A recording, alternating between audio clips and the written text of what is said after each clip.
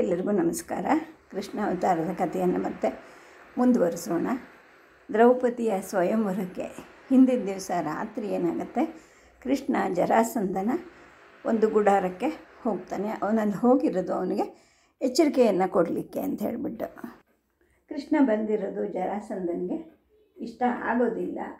ನೀನು ಬಂದು ನನ್ನ ಕಾಲವನ್ನು ವ್ಯರ್ಥ ಮಾಡ್ತಾ ಇದೀಯಾ, ನಿನ್ನ ಯಾವ ಮಾತು ನಾನು ಕೇಳೋದಿಲ್ಲ ಅಂತ ಜರಾಸಂಧ ಅವನ ಮೇಲೆ ಬೀಳೋನ ಹಾಗೆ ಹೇಳ್ತಾನೆ. ಆಗ ಕೃಷ್ಣ ಹೇಳ್ತಾನೆ, ನಾನು ನಿನ್ನ ಸಮಯವನ್ನು ವ್ಯರ್ಥ ಮಾಡೋಕ್ಕೆ ಬಂದಿಲ್ಲ, ಹಾಗೆ ನನ್ನದನ್ನು ನಾನು ವ್ಯರ್ಥ ಮಾಡ್ಕೊಳ್ಳೋದಿಲ್ಲ, ನಿನಗೆ ಒಂದು ಸಲಹೆಯನ್ನು ಕೊಡಲಿಕ್ಕೆ ಬಂದಿದ್ದೀನಿ ಅಂಥೇಳಿ ಹೇಳ್ತಾನೆ. ನೀನು ನನಗೆ ಸಲಹೆ ಕೊಡೋದಾ ಅಂಥೇಳ್ಬಿಟ್ಟು ತಿರಸ್ಕಾರದಿಂದ ಜರಾಸಂಧ ಗರ್ಜನೆ ಮಾಡ್ತಾನೆ. ಆಗ ಕೃಷ್ಣ ಯಾವುದೇ ಉದ್ವೇಗ ಇಲ್ಲದೆ ಹೇಳ್ತಾನೆ, ಹೌದು, ಇದು ನನ್ನ ಸಲಹೆ. ಏನು ಅಂದರೆ, ನೀನು ದ್ರೌಪದಿಯನ್ನು ಅಪಹರಿಸೋ ಯೋಚನೆಯನ್ನು ಕೈ ಬಿಡು ಅಂತಾನೆ. ಆಗ ಮೇಲೆ ನೆಗಿಲಿಕ್ಕೆ ಅಣಿಯಾಗೋ ಹುಲಿ ಹಾಗೆ ಜರಾಸಂಧ ಸಿಟ್ಟು ಮಾಡಿಕೊಂಡು ಮೈಯನ್ನು ಕೊಡುಕೊಂಡು ಮುಷ್ಟಿಯನ್ನು ಬಿಗಿ ಮಾಡ್ಕೊಳ್ತಾನೆ.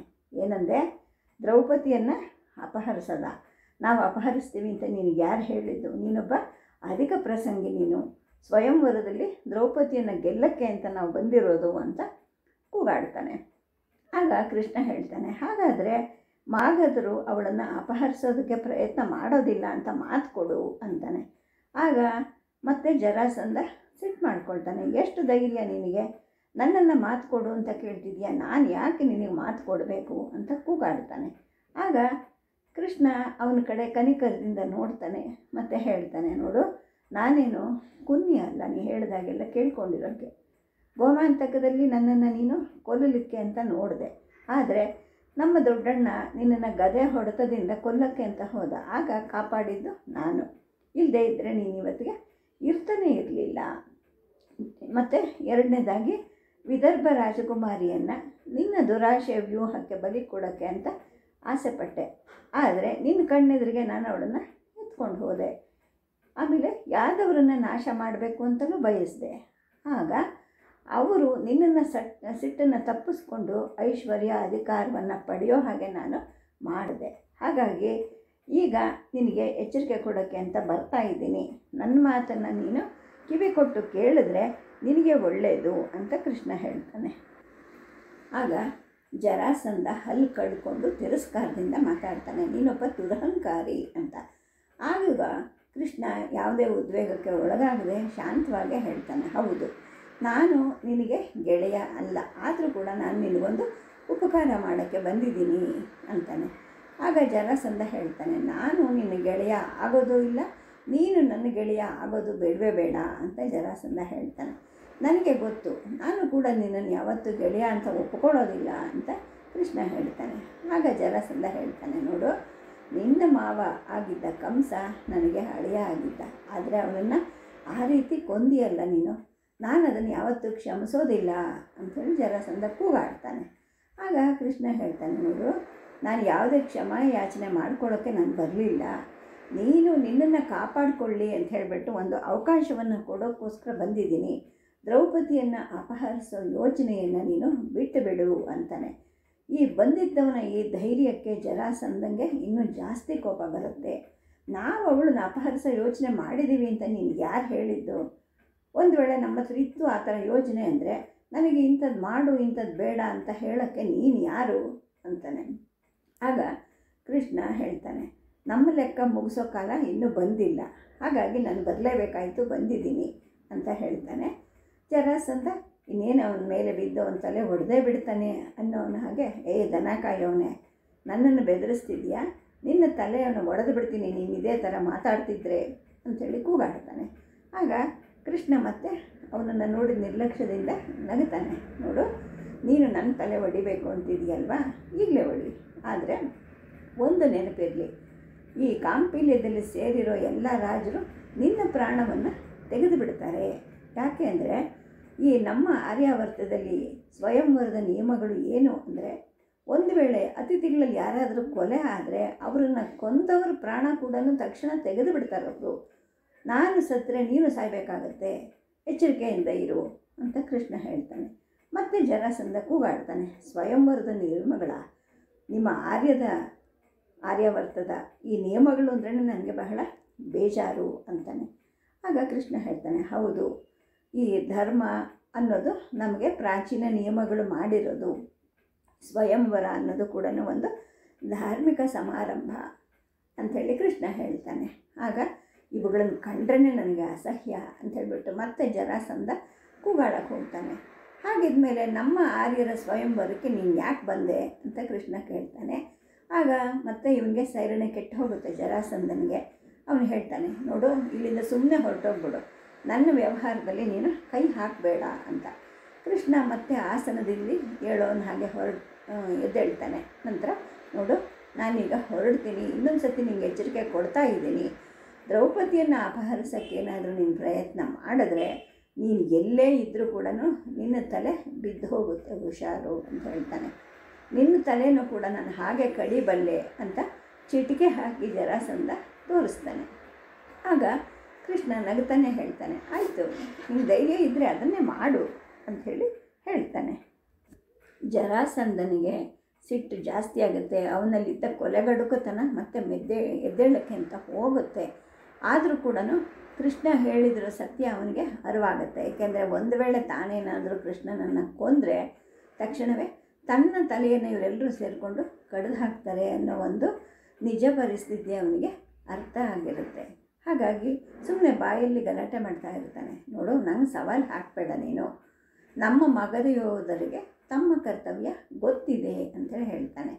ಆಗ ಒಂದು ಕ್ಷಣ ಮಾತಾಡಿದ್ರು ಕೂಡ ಮತ್ತೆ ಅವನಿಗೆ ಅನಿಸುತ್ತೆ, ಕೃಷ್ಣನ ತಲೆ ಕೂದಲಿನ ಒಂದು ಕೂದಲನ್ನು ಎಳೆದರೂ ಕೂಡ ರಾಜರ ಮೇಲೆ ಅದು ಭಯಂಕರವಾದ ಪರಿಣಾಮವನ್ನು ಉಂಟು ಮಾಡುತ್ತೆ. ಯಾದವರು, ಪಾಂಚಾಲರು, ವಿರಾಟರು, ಕೊನೆಗೆ ಕುರುಗಳು ಕೂಡ ಎಲ್ಲರೂ ಸೇರಿಕೊಂಡು ಈ ಮಗಧದವ್ರನ್ನೆಲ್ಲರನ್ನೂ ಸಾಯಿಸಿಬಿಡಬಹುದು. ಹಾಗಾಗಿ ನಾನು ಸುಮ್ಮನೆ ಇರೋದೇ ಒಳ್ಳೆಯದು ಅಂತ ಅವನ ಮನಸ್ಸಿಗೆ ಅನಿಸುತ್ತೆ ನಿಧಾನವಾಗಿ. ಈ ಆರ್ಯರ ಸಂಪ್ರದಾಯಗಳು ಬಹಳ ವಿಚಿತ್ರವಾಗಿದೆ ಅಂತಲೂ ಅವನ ಮನಸ್ಸಿಗೆ ಅನಿಸುತ್ತೆ. ಏಕೆಂದರೆ ಆರ್ಯ ಸಮಾರಂಭ ಒಂದರಲ್ಲಿ ಕಾಲಿಟ್ಬಿಟ್ರೆ ನಮಗೆ ನಾವು ಯಜಮಾನರೇ ಅಲ್ಲ. ಅಲ್ಲಿ ಯಾರು ಯಜಮಾನರಿರ್ತಾರೋ ಅವರು ಹೇಳಿದ ಮಾತನ್ನು ನಾವು ಕೇಳಲೇಬೇಕಾಗತ್ತೆ ಅಂಥೇಳಿ ಅವನಿಗೆ ಅರಿವಾಗತ್ತೆ. ಕೃಷ್ಣ ಮತ್ತೆ ಹೇಳ್ತಾನೆ, ನೋಡು, ಇವತ್ತಿನ ದಿವಸ ರಾತ್ರಿ ನೀನು ನನ್ನನ್ನು ಕೊಲ್ಲಕ್ಕಾಗೋದಿಲ್ಲ.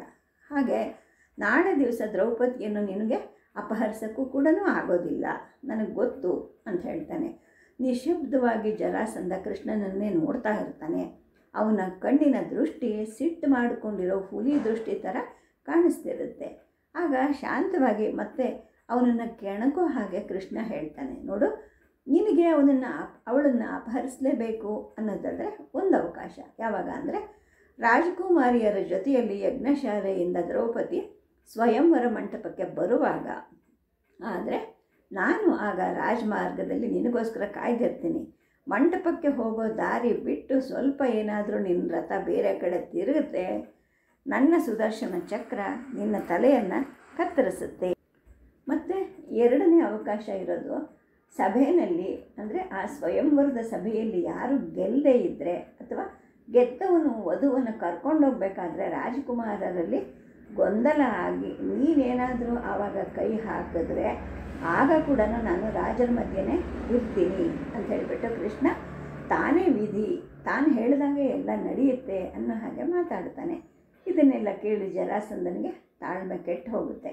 ಇದನ್ನೆಲ್ಲ ನನಗೆ ಯಾಕೆ ಹೇಳ್ತಾ ಇದೀಯಾ ಅಂತಾನೆ.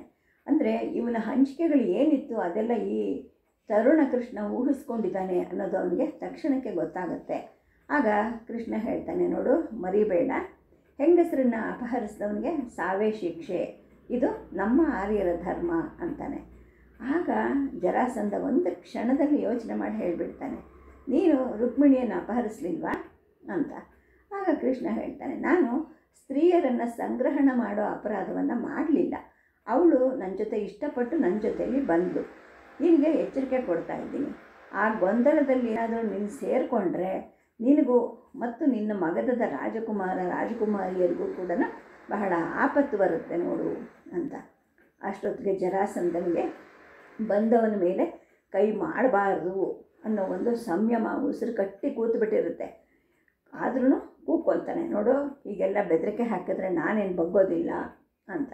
ಶಾಂತವಾಗಿ ಕೃಷ್ಣ ಮತ್ತೆ ಹೇಳ್ತಾನೆ, ನಾನು ನಿನ್ನನ್ನು ಬೆದರಿಸ್ತಾ ಇಲ್ಲ. ದ್ರೌಪದಿಯನ್ನು ಅಪಹರಿಸೋಕ್ಕೆ ನೀನೇನಾದರೂ ಪ್ರಯತ್ನ ಮಾಡಿದ್ರೆ ಏನು ಆಗಬಹುದು ಅಂತ ನಾನು ನಿಮಗೆ ಹೇಳ್ತಾ ಇದ್ದೀನಿ. ಇನ್ನೊಂದು ಮಾತು ಹೇಳ್ತಾ ಇದ್ದೀನಿ, ಕೇಳಿಸ್ಕೊ. ತುಂಬ ಕಠಿಣವಾದ ಪರೀಕ್ಷೆಯನ್ನು ಆಚಾರ್ಯ ಸಂದೀಪನೆಗಳು ಗೊತ್ತು ಮಾಡಿದ್ದಾರೆ. ಅದರಲ್ಲಿ ನಿಮ್ಮ ರಾಜಕುಮಾರರು ಯಾರೂ ಗೆಲ್ಲೋದಿಲ್ಲ. ನೀನು ಗೆದ್ದರೆ ಗೆಲ್ಲಬಹುದು.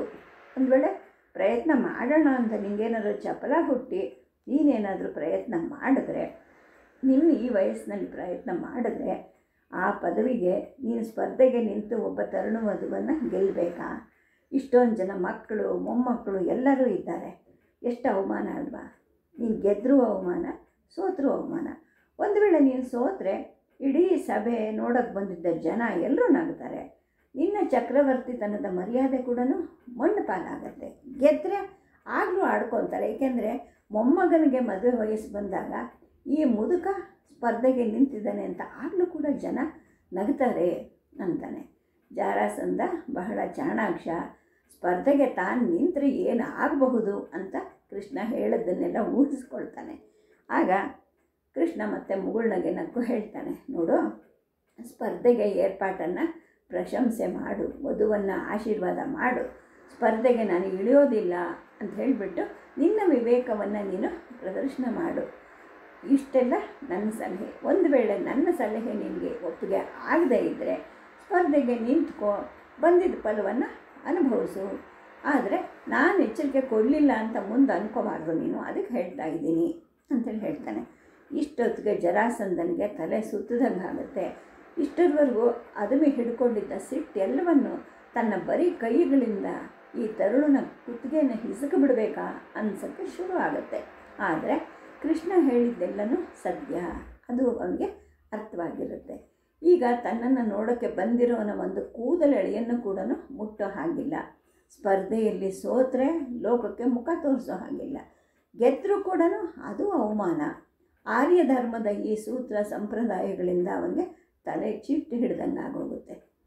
ಆರ್ಯ ಲೋಕದೊಳಗಡೆ ನುಗ್ಗಿ ತನ್ನ ಒಂದು ಮನೋಭೀಷ್ಟವನ್ನು ಸಾಧಿಸ್ಕೊಳ್ಬೇಕು ಅಂತ ಅಂದ್ಕೊಂಡಾಗೆಲ್ಲ ಏನೋ ಒಂದು ಅಡ್ಡಿ ಬರ್ತಾ ಇರುತ್ತೆ.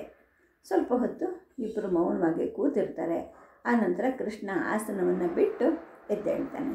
ಜರಾಸಂಧ, ನಾನು ಬಂದ ಕಾರ್ಯ ಮುಗೀತು. ಇನ್ನು ಈ ಕೆಲಸವನ್ನು ನಾನು ಯಾಕೆ ಮಾಡೋಕ್ಕೆ ಬಂದೆ ಅಂತ ತಿಳ್ಕೊಳ್ಳೋ ಆಸೆ ಇದೆಯಾ ನಿನಗೆ ಅಂಥೇಳಿ ಕೇಳ್ತಾನೆ. ಜರಾಸಂಧ ಏನೂ ಮಾತಾಡೋದಿಲ್ಲ. ತನ್ನನ್ನು ಈ ಅಪರಾತ್ರಿಯಲ್ಲಿ ನೋಡೋಕ್ಕೆ ಬಂದಲ್ಲ ಏನು ಅಂಥೇಳಿ ಅವನನ್ನು ದಿಟ್ಟಿಸಿ ನೋಡ್ತಿರ್ತಾನೆ. ಕಣ್ಣು ಅವನನ್ನೇ ನೋಡ್ತಾ ಇದ್ದರೂ ಕೂಡ ಅವನ ಮನಸ್ಸಲ್ಲಿ ಒಂದು ವಿಷಯ ಸಂಪೂರ್ಣವಾಗಿ ನಿಂತು ಹೋಗಿರುತ್ತೆ. ಅದೇನು ಅಂದರೆ, ಈ ಮನುಷ್ಯನ ಎದುರಿಗೆ ನಾನು ನಿಂತಾಗೆಲ್ಲ ಮತ್ತೆ ಮತ್ತೆ ಸೋಲ್ತಾ ಇದ್ದೀನಿ ಅಂತ ಹೇಳ್ಬಿಟ್ಟು. ಆಗ ಕೃಷ್ಣ ಹೇಳ್ತಾನೆ, ಸ್ವಯಂವರನ್ನು ಯಶಸ್ವಿಯಾಗಿ ಮಾಡ್ತೀನಿ ಅಂತ ನಾನು ಶಪಥ ಮಾಡಿದ್ದೀನಿ. ಅದನ್ನು ಭಂಗಗೊಳಿಸೋಕ್ಕೆ ಯಾರನ್ನು ನಾನು ಬಿಡೋದಿಲ್ಲ. ಈ ಮಾತಿಗೆ ಜರಾಸಂಧನ ಉತ್ತರಕ್ಕೂ ಕಾಯ್ದೆ ಕೃಷ್ಣ ಹೊರಗಡೆ ಹೊರಡುತ್ತಾನೆ. ಡೇರೆಯಿಂದ ಹೊರಗಡೆಗೆ ಬರ್ತಾನೆ. ಶಿಬಿರವನ್ನು ಬಿಟ್ಟು ಕೂಡ ಹೊರಗಡೆಗೆ ಹೋಗ್ತಾನೆ. ಈ ಯಾದವನ ತಲೆಯನ್ನು ಚೆಚ್ಚಲಿಕ್ಕೋಸ್ಕರ 100 ಜನ ಮಗಧ ಯೋಧರು ಜರಾಸಂಧನ ಅಪ್ಪಣೆಗೆ ಕಾದು ನಿಂತಿರ್ತಾರೆ. ಆದರೆ ಜರಾಸಂಧ ಏನೂ ಅಪ್ಪಣೆಯನ್ನು ಮಾಡೋದಿಲ್ಲ. ಉದ್ದವನ ಕೈ ಹಿಡ್ಕೊಂಡು ಕೃಷ್ಣ ಹೊರಗಡೆಗೆ ಹೊರಟು ಬಿಡ್ತಾನೆ. ಆವಾಗ ಜರಾಸಂಧನಿಗೆ ಆಶ್ಚರ್ಯ ಆಗುತ್ತೆ. ತನ್ನ ಕೈಯಲ್ಲಿ ಇಷ್ಟೊಂದು ಅಧಿಕಾರ, ಇಷ್ಟೊಂದು ಶಕ್ತಿ, ಇಷ್ಟೊಂದು ಭಟರು ಎಲ್ಲರೂ ಇದ್ದರೂ ಕೂಡ ಅವನನ್ನು ತುಳಿದು ನಾಶ ಮಾಡೋಕ್ಕೆ ನನ್ನ ಕೈಲಿ ಆಗ್ತಾ ಇಲ್ಲ. ಯಾಕೆ ಹೀಗೆ ಆಗ್ತಾಯಿದೆ ಪ್ರತಿ ಸಲ ಅಂತ ಅಂದ್ಕೊಳ್ತಾನೆ. ಇಷ್ಟೊಂದು ಉದ್ದಟ ಈ ಯಾದವ, ಇವನ ಜೀವವನ್ನು ಕೂಡ ಹಾಗೆ ಹಿಂಡು ಬಿಡ್ಬೋದಾಗಿತ್ತು. ಆದರೆ ನನ್ನ ಕೈಲಿ ಮಾಡೋಕ್ಕಾಗಲಿಲ್ಲ. ಹಾಗೆಯೇ ಈ ಆರ್ಯ ಸಂಪ್ರದಾಯಗಳನ್ನು ಮುರಿಯೋಕ್ಕೂ ಕೂಡ ಆಗ್ತಾ ಇಲ್ವಲ್ಲ, ಏನು ಮಾಡೋದು ಅಂತ ಅಂದ್ಕೊಂಡು ಈ ಚಕ್ರವರ್ತಿ ತನ್ನ ಕಣ್ಣಿನ ಮೇಲೆ ಕೈ ಇಟ್ಕೊಳ್ತಾನೆ. ಅವನ ತಲೆ ಸುತ್ತಾ ಇರುತ್ತೆ. ಅವನ ಕೈ ಕಾಲು ಸೆಟದು ಹೋದ ಹಾಗೆ ಅನಿಸುತ್ತೆ. ಅವನ ಬಾಯಿ ಜೋಲು ಬಿದ್ದುಬಿಟ್ಟಿದ್ಯಾ ಅನಿಸುತ್ತೆ. ಬೇಗ ಬೇಗ ಉಸಿರಾಡ್ತಾ ಇರ್ತಾನೆ, ಏದುತ್ತಾ ಇರ್ತಾನೆ. ಮನಸ್ಸು ಕತ್ತಲೆಯಲ್ಲಿ ಮುಳುಗಿ ಹೋಗಿರುತ್ತೆ. ಆ ಕತ್ತಲೆಯಲ್ಲಿ ಮತ್ತೆ ಅದೇ ತಪಸ್ವಿ ಕಾಣಿಸ್ಕೊಂಡ ಹಾಗೆ ಅನಿಸುತ್ತೆ. ರುಂಡಮಾಲಾಧರ, ಮಹಾರುದ್ರ, ಪ್ರಳಯಕಾಲ ಭೈರವ, ಹಿಂದೆ ಕೇಳಿಸಿದ್ದ ಮಾತು ಮತ್ತೆ ಮತ್ತೆ ಕೇಳಿಸುತ್ತೆ ಅವನಿಗೆ. 100 ರಾಜರ ರುಂಡುಗಳನ್ನು ನೀನು ಬಲಿ ಕೊಡೋವರೆಗೂ ಆರ್ಯವರ್ತವನ್ನು ನೀನು ಯಾವತ್ತೂ ಗೆಲ್ಲಕ್ಕಾಗಲ್ಲ. ಅದು ಅಷ್ಟೊಂದು ಸಶಕ್ತವಾದದ್ದು ಅಂತ ಹೇಳಿಬಿಟ್ಟು ಒಬ್ಬ ಬೈರಾಗಿ ಹೇಳಿದ ಮಾತು ಜರಾಸಂಧನ ಮನಸ್ಸಿನಲ್ಲಿ ಮತ್ತೆ ಮತ್ತೆ ರಿಂಗಣಿಸ್ತಾ ಇರುತ್ತೆ. ಸದ್ಯಕ್ಕೆ ಕಥೆಯನ್ನು ಮುಕ್ತಾಯ ಮಾಡಿರ್ತೀನಿ. ನಮಸ್ಕಾರ.